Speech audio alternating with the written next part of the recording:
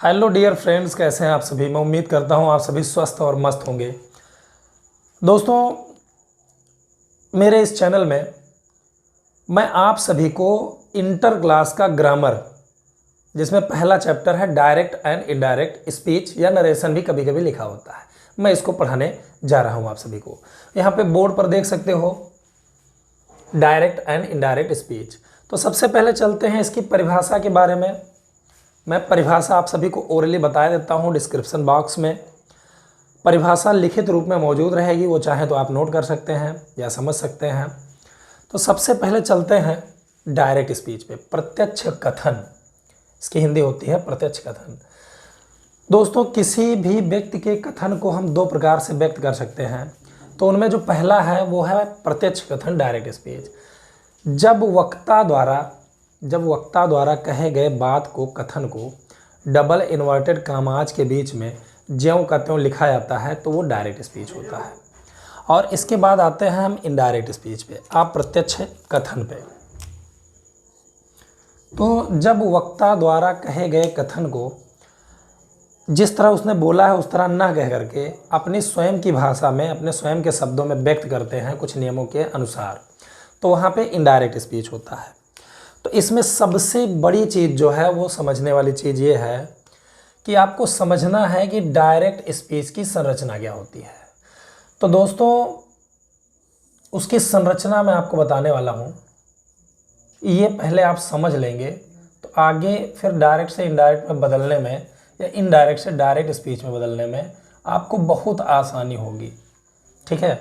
तो यहाँ पे मैंने एक स्ट्रक्चर बनाया है, कॉमा, डबल इन्वर्टेड कामा, और उसको मैं पहले एक सेंटेंस लिख के भी आपको बताता हूँ। जैसे कहा गया, ही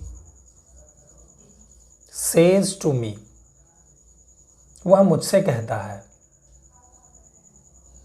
अब इसने क्या कहा, आई एम सिक नाउ, मैं अब बीमार हूं, मैं अभी बीमार हूं। तो दोस्तों, आप यहां देख रहे होगे कि यहाँ एक कॉमा लगा हुआ है, ये आप कॉमा देखिए, और उससे पहले एक सेंटेंस लिखा हुआ है जिसमें हो सकता है सब्जेक्ट भी हो। सब्जेक्ट तो होना ही है, एकदम पक्का बात है, सब्जेक्ट रहेगा, वर्ब रहेगी, और ऑब्जेक्ट कभी कभी होता है, कभी कभी नहीं होता है। तो दोस्तों, ये कामा से पहले का जो पार्ट है, कामा से पहले का जो पार्ट है ये, इसको हम कहते हैं रिपोर्टिंग वर्ब। क्या कहते हैं इसको? रिपोर्टिंग वर्ब कहते हैं। अब आपको ये चीज़ समझना है कि कॉमा से पहले जो लिखा होता है उसको हमें क्या कहना है, उसको हमें रिपोर्टिंग वर्ब बोलना है। ठीक। और ये तो कामा हो जाएगा, ये डबल इन्वर्टेड कामा हो जाएगा। अब दोस्तों, डबल इन्वर्टेड कामा के बीच में जो ये लिखा हुआ है, ये जो डबल इन्वर्टेड कामा के बीच में लिखा हुआ है, इसको हम क्या बोलेंगे? इसको हम बोलेंगे रिपोर्टेड स्पीच। ये हो जाएगा रिपोर्टेड स्पीच। तो इसकी संरचना आप समझिए कि ये जो डबल इन्वर्टेड कामा के बीच में है, इसमें भी कोई टेंस, सेंटेंस, कोई हेल्पिंग वर्ब के अनुसार कोई ना कोई सेंटेंस लिखा होगा। तो इसमें भी सब्जेक्ट हो सकता है, वर्ब हो सकती है, ऑब्जेक्ट हो सकता है। तो सिंपल वर्ड में अगर आप समझें तो ये समझिए कि डबल इन्वर्टेड कामा के बीच में जो भी सेंटेंस लिखा रहेगा वो आपका हो जाएगा रिपोर्टेड स्पीच, और कॉमा से पहले जितनी चीज़ें लिखी रहेंगी, सब्जेक्ट, वर्ब, ऑब्जेक्ट, वो आपका हो जाएगा रिपोर्टिंग वर्ब। इस तरह से आप पहचान सकते हैं। और ये डबल इन्वर्टेड कामा है। ठीक है। तो दोस्तों, रिपोर्टिंग वर्ब में जो वक्ता होता है वो सब्जेक्ट होता है जो रिपोर्ट करता है ऑब्जेक्ट को। ऑब्जेक्ट हो भी सकता है, नहीं हो भी हो सकता है। तो रिपोर्टिंग वर्ब में एक रिपोर्टर होता है जो कुछ कहता है, तो उसकी जो बात कही गई है वो जब ज्यों कहते हैं डबल इन्वर्टेड कामाज के बीच में, जैसा कि आपने देखा वैसा लिख दिया जाता है, तो वही आपका डायरेक्ट स्पीच होता है। अब इसी को हमें इनडायरेक्ट स्पीच में बदलना है। तो उसके कुछ नियम हैं जो मैं आपको बताने वाला हूं, और इनडायरेक्ट से इनडायरेक्ट कैसे बनता है भी मैं समझाने वाला हूं। वीडियो बहुत इंटरेस्टिंग होने वाला है। अभी तक आपने मेरे चैनल को सब्सक्राइब नहीं किया है तो इंटर का पूरा कोर्स पढ़ने के लिए, वो भी निःशुल्क, आप मेरे चैनल को सब्सक्राइब कर लीजिए, बेल आइकन दब हिट कर दीजिए ताकि मेरे वीडियोज़ के नोटिफिकेशन आपको मिल सके। चलिए चलते समझते हैं। अगर आप ये समझ गए हैं कि रिपोर्टिंग वर्ब और रिपोर्टेड स्पीच क्या है, तो आपको एक नियम मैं बता रहा हूँ, उसको आप नोट कर लीजिए। ये नियम आपको डिस्क्रिप्शन बॉक्स में भी मिल जाएगा। रूल नंबर 1 ये है कि अगर रिपोर्टिंग वर्ब प्रेजेंट टेंस या फ्यूचर टेंस में है, यहाँ पे देखिए रिपोर्टिंग वर्ब लिखा है। रिपोर्टिंग वर्ब आप समझ सकते हैं क्या है, उम्मीद है कि समझ में आ गया होगा। अगर रिपोर्टिंग वर्ब प्रेजेंट या फ्यूचर टेंस में है तो रिपोर्टेड स्पीच के टेंस में कोई बदलाव नहीं होगा। अब ये डायरेक्ट से इनडायरेक्ट बनाने का नियम है, ठीक है। कॉमा को हटाकर उसके स्थान पर हमें कंजक्शन दैट का यूज करना है। चलिए देखते हैं। आपको क्या करना है, कॉमाज को हटा देना है, जो कॉमाज है उनको हटा के कंजक्शन दैट का यूज कर देना है आपको, ठीक है। और इसके बाद अगर रिपोर्टिंग वर्ब प्रेजेंट टेंस या फ्यूचर टेंस में, जैसा ये है सिविल सेवा कहेगी वी आर सॉरी, हम शर्मिंदा हैं, टू हेयर द न्यूज यानी खबर सुनकर, हम खबर सुनकर शर्मिंदा हैं। तो यहाँ देखिए रिपोर्टिंग वर्ब फ्यूचर टेंस में है। यहाँ देखिए ही सेज वह कहता है, रिपोर्टिंग वर्ब प्रेजेंट टेंस में है। आई से टू हिम, मैं उससे कहता हूँ, रिपोर्टिंग वर्ब प्रेजेंट टेंस में है।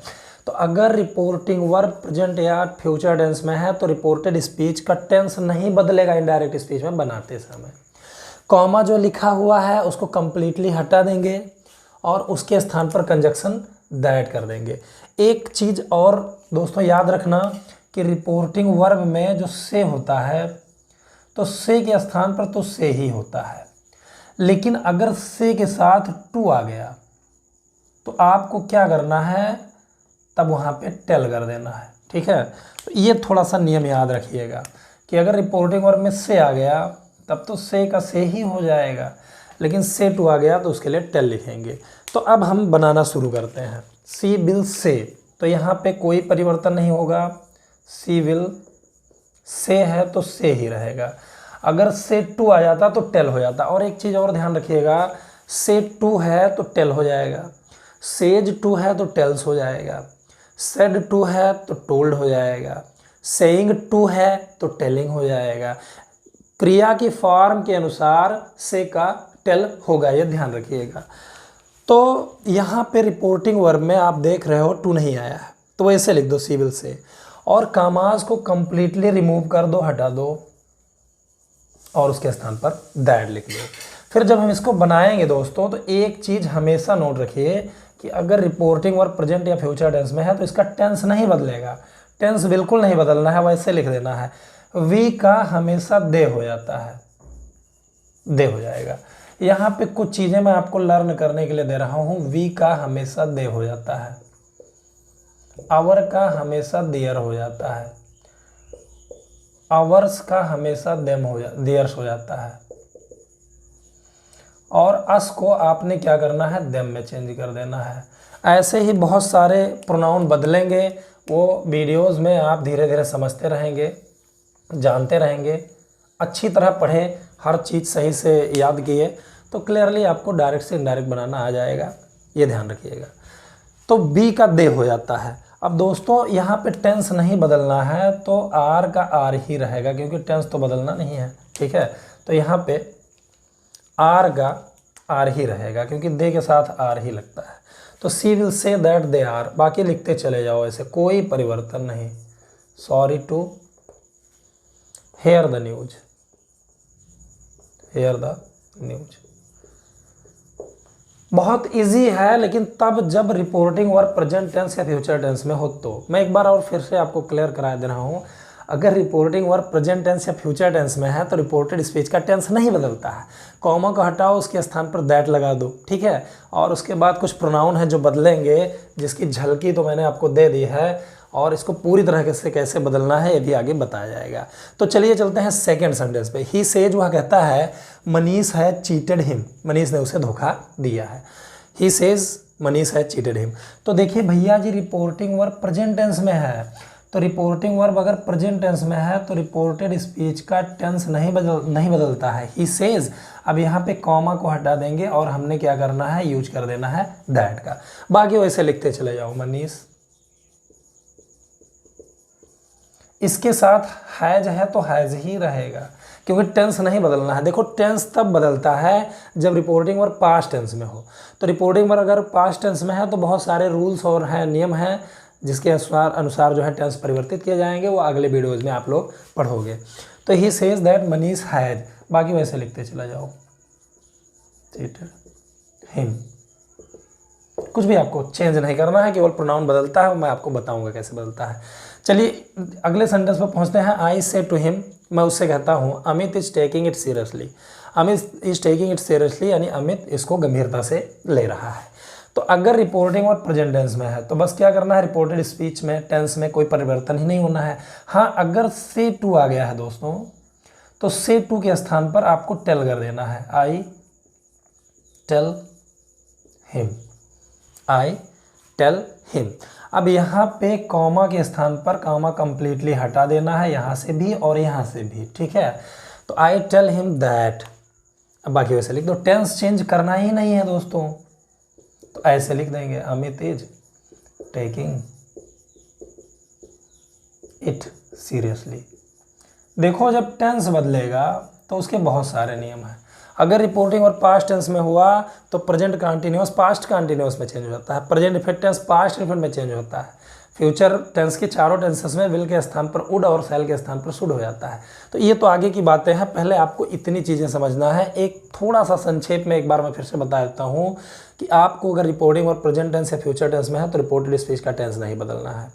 से आया तो से कर दो, अगर से टू आ गया तो टेल कर दो, ठीक है। कॉमा हटाकर कंजक्शन लगा दो, कुछ चीज़ें ऐसे परिवर्तन करना सीखो और उसके बाद ये इस तरह से बनेगा, ठीक। तो देखिए माई क्लास टीचर सेज, मेरे कक्षा अध्यापक कहते हैं the sun is a star यानी सूर्य एक तारा है, मेरे कक्षा अध्यापक कहते हैं सूर्य एक तारा है।